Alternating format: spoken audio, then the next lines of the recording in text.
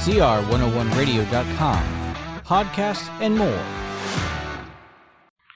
Who gets the benefit from welfarism?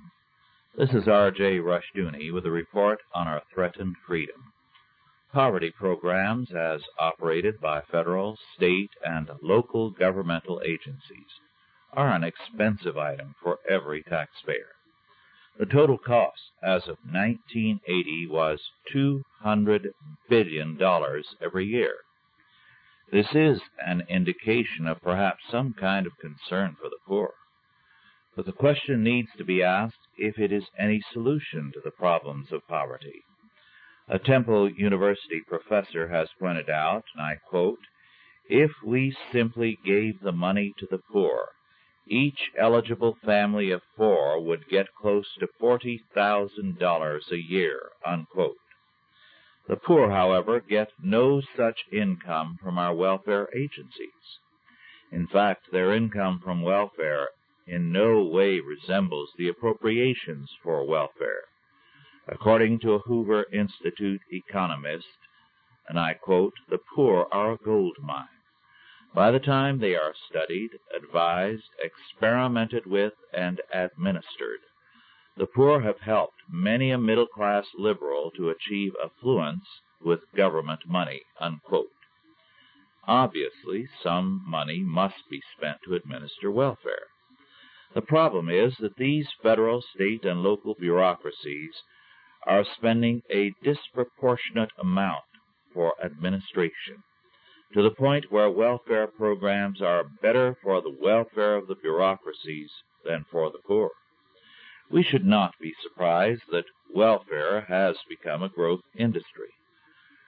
Welfare does more for the state, its power, and its bureaucracy than it does for the poor. Some cities and many states have very strict rules controlling every private or religious charity. No solicitation of funds is permitted unless very strict rules are complied with.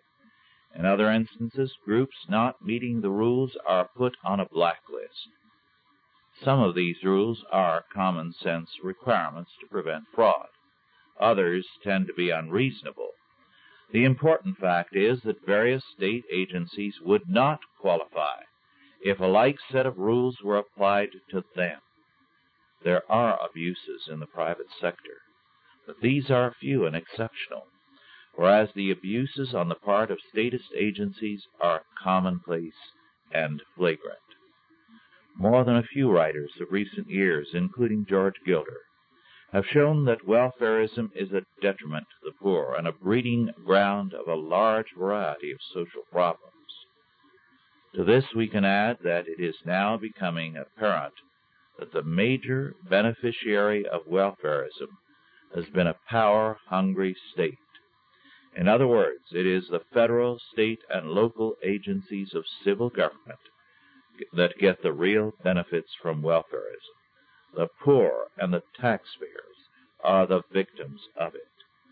In the name of welfare, we have been creating a power state. This has been R.J. Rushdoony with a report on our threatened freedom.